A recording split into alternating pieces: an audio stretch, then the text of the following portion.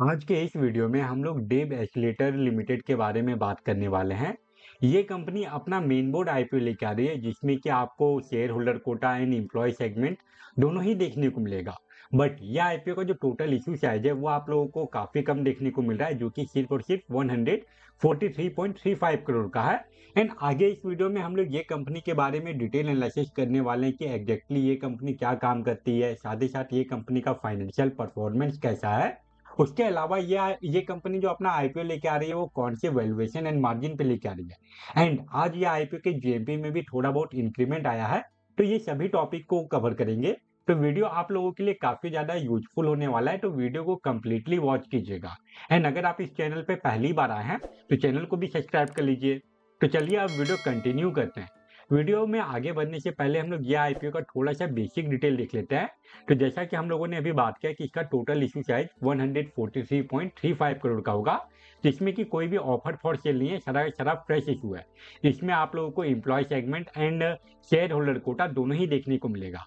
वहीं बात करें यह आईपीओ के अपर कट ऑफ के बारे में, तो वो 61 रुपीज पर शेयर रखा गया है। एंड ये आईपीओ के एक लॉट में आप लोगों को 235 शेयर मिलेगा।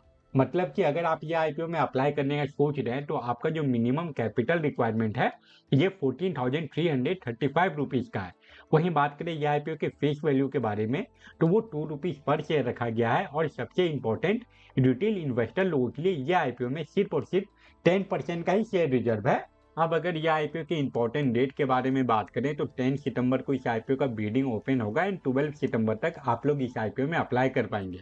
उसके बाद इसका जो अलॉटमेंट आने का डेट फाइनलाइज किया गया है वो है 15 सितंबर। एंड अगर आपको इस आईपीओ का अलॉटमेंट मिल जाता है तो फिर 16 सितंबर को जो शेयर है वो आपके डीमैट अकाउंट में ट्रांसफर करवा दिया जाएगा।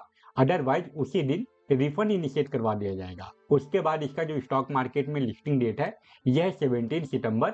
ये तो हो गया इस आईपीओ का बेसिक डिटेल। अब हम लोग ये कंपनी के बारे में बात कर लेते हैं कि एग्जैक्टली ये कंपनी क्या काम करती है एंड कैसा सर्विस प्रोवाइड करती है। ये जो कंपनी है डेव एस्केलेटर लिमिटेड, ये 2017 में इनकॉर्पोरेट हुई थी। मतलब कि ये कंपनी को काम करते हुए लगभग 8 ईयर का टाइम होने वाला है। एंड ये कंपनी जो ऑफिस स्पेस है या फिर जो कोवर्किंग इन्वायरमेंट है वो प्रोवाइड करती है।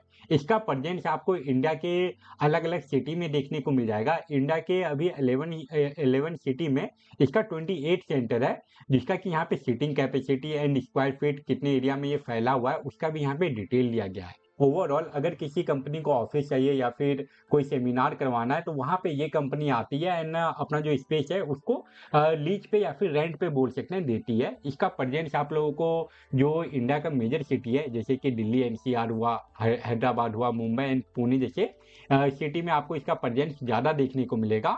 फिलहाल ये कंपनी एक नया सेंटर सूरत में ओपन कर रही है लीज पे लेके। एंड यहाँ पे आप ये कंपनी के अंदर का कुछ इमेज देख पा रहे हैं जो स्पेस ये कंपनी रेंट पे देती है ऑफिस को, उसका यहाँ पे आपको इमेज देखने को मिल जाएगा। ये कंपनी ने अपने जो स्पेस है, अपने जो सेंटर है उसको दो अलग अलग सेगमेंट में बांट के रखी है। पहला हो गया प्रीमियम ग्रेड सेंटर। एंड अगर हम लोग इसको स्क्रॉल डाउन करें तो यहाँ पे आपको स्टैंडर्ड ग्रेड सेंटर भी देखने को मिल जाएगा, जो कि इंडिया के 10 अलग अलग सिटी में फैला हुआ है। एंड जो टोटल नंबर है स्टैंडर्ड ग्रेड सिटी का, उसका नंबर आप लोगों को 23 सेंटर देखने को मिलता है। एंड इसका भी आप यहाँ पे इमेज देख पा रहे हैं। ये तो हो गया ये कंपनी का बेसिक डिटेल। अब हम लोग ये बात कर लेते हैं कि ये कंपनी जो अपना आईपीओ लेके आ रही है उसके पीछे का ऑब्जेक्टिव क्या है। आईपीओ से जो फंड मिलने वाला है इस कंपनी को उसका ये क्या यूज करने वाली है। तो आईपीओ से जो पैसा मिलेगा उसमें से 73.12 करोड़ रुपीस ये कंपनी अपने नए नए सेंटर में यूज करने वाली है, जिसमें कि सिक्योरिटी डिपॉजिट हुआ या फिर जो फिट आउट है जो नया सेंटर का उसके लिए ये कंपनी खर्च करेगी। एंड 35 करोड़ रुपीस ये कंपनी यूज करने वाली है अपने जो बोरोइंग मतलब कि जो कर्ज है उसका रीपेमेंट एंड प्री पेमेंट करने के लिए। एंड ये सब के बाद जो अमाउंट बचेगा वो जाने वाला है जनरल कॉर्पोरेट पर्पज के लिए। ये सारे इंफॉर्मेशन के बाद अब हम लोग चलते हैं ये वीडियो के इंपॉर्टेंट पार्ट पे, जो कि है ये कंपनी का फाइनेंशियल परफॉर्मेंस। पिछले 2 सालों में ये कंपनी का जो फाइनेंशियल परफॉर्मेंस है वो नेगेटिव से ग्रो होकर अभी पॉजिटिव साइड में आ चुका है। तो इसका जो फाइनेंशियल परफॉर्मेंस है वो भी काफी इंपॉर्टेंट हो जाएगा लॉन्ग टर्म इन्वेस्टर लोगों के लिए। एंड फाइनेंशियल परफॉर्मेंस में जो डाटा दिया गया है वो फाइनेंशियल ईयर 2023 से लेके फाइनेंशियल ईयर 2025 तक का डाटा दिया गया है। यहाँ पे अगर हम लोग ये कंपनी का रेवेन्यू देखें तो 2023 में इसका रेवेन्यू लगभग 70 करोड़ के आसपास का था, जो कि अभी इंक्रीज होके 159 करोड़ के आसपास पहुंच चुका है। तो ये कंपनी के रेवेन्यू में तो ईयरली बेसिस पे लगातार अच्छा ग्रोथ देखने को मिल रहा है। वहीं बात करें ये कंपनी के नेट इनकम के बारे में, तो 2023 में इसका जो नेट इनकम था, ये हम लोगों को नेगेटिव में 13 करोड़ के आसपास का देखने को मिल रहा था, जो कि 2024 में ये कंपनी 0.44 करोड़ रुपीस का प्रॉफिट बुक करती है। एंड 2025 में ये प्रॉफिट इंक्रीज होके 1.77 करोड़ पे पहुंचा है। जैसा ये कंपनी का रेवेन्यू ग्रो कर रहा है, अगर ये अपने ग्रोथ को मेंटेन रखती है एंड इसके नेट इनकम में थोड़ा बहुत अगर इंक्रीमेंट आता है, तो ओवरऑल चांसेस है कि आने वाले टाइम में इसका जो नेट इनकम है वो भी आपको पॉजिटिव साइड में देखने को मिले।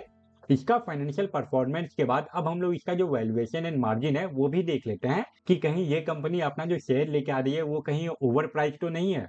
एंड यहाँ पे हम लोगों को कुछ नेगेटिव पॉइंट देखने को मिल रहा है, जैसे कि इसका जो ईपीएस एंड जो पी रेशियो का डिफरेंस है वो काफी ज्यादा है। इसका ईपीएस आईपीओ आने के बाद आप लोगों को 0.19 का देखने को मिलेगा एंड जो पी रेशियो है वो लगभग 300 के आसपास का होने वाला है। वहीं बात करें आर एंड डब्ल्यू परसेंटेज के बारे में, तो वो भी काफी कम है। जिसका आर परसेंटेज है, इसमें हम लोगों को ईयरली बेसिस पे ग्रोथ देखने को मिला है, ये एक पॉजिटिव साइन हो सकता है।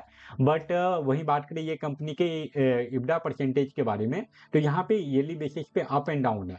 एंड इसका जो डेट टू इक्विटी रेशियो है, इसमें हम लोगों को पिछले कुछ सालों में काफी ज्यादा इंप्रूवमेंट देखने को मिला है। 2023 में इसका डेट टू इक्विटी रेशियो 27 के भी ऊपर का था, जो कि 2025 में 2.39 पे आ चुका है। एंड आईपीओ आने के बाद ये कंपनी अपने लोन का मतलब कि अपने ब्रोइंग का रीपेमेंट एंड प्रीपेमेंट करेगी, तो चांसेस बहुत ज्यादा है कि उसके बाद आपको इसका जो डेट टू इक्विटी रेशियो है वहां पे भी गिरावट देखने को मिले। ओवरऑल ये कंपनी का जो फाइनेंशियल परफॉर्मेंस है एंड जो वैल्यूएशन एंड मार्जिन है, वो सबको देखते हुए ये आईपीओ लॉन्ग टर्म में अप्लाई करने के लिए 50-50 ऑप्शन है। ऐसा भी हो सकता है कि आईपीओ आने के बाद ये कंपनी कुछ सालों में काफी अच्छा परफॉर्म करना स्टार्ट कर दे।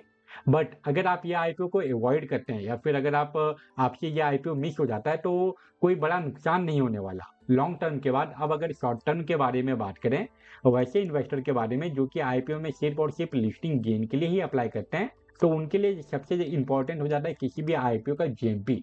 एंड आज सडनली ये आईपीओ के जीएमपी में हम लोगों को अच्छा खासा इंक्रीमेंट देखने को मिला है।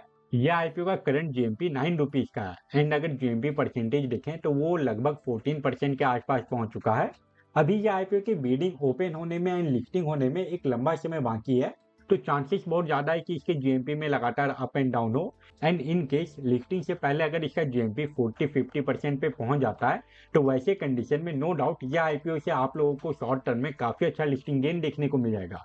अगर ये आईपीओ अभी स्टॉक मार्केट में 70 रुपीज पे भी लिस्ट हो जाता है, तो वैसे कंडीशन में हर एक लॉट से आप लोगों को 2115 रुपीज तक का लिस्टिंग गेन देखने को मिलेगा। अगर सडनली ये आईपीओ के जीएमपी में कोई बड़ा इंक्रीमेंट आता है या फिर यह आईपीओ के रिगार्डिंग कोई और मेजर न्यूज या अपडेट आता है, तभी मैं इसके ऊपर और एक अपडेटेड वीडियो बना के अपलोड कर दूंगा। तो वो सारे वीडियो को देखने के लिए आप चैनल को भी सब्सक्राइब कर लीजिए। तो ये था डेव एस्केलेटर लिमिटेड का detail analysis video. I hope आपके लिए ये वीडियो यूजफुल रहा होगा। एंड अगर आपको किसी और आईपीओ के बारे में जानकारी चाहिए जो कि अभी लाइव है या फिर जो अपकमिंग आईपीओ है, तो वो सभी आईपीओ के ऊपर चैनल पे ऑलरेडी एक डिटेल वीडियो अपलोडेड होगा। आप अगर चाहें तो उसको भी चेकआउट कर सकते हैं। फिलहाल इस वीडियो को हम लोग यहीं पे एंड करते हैं। Thank you for watching this video.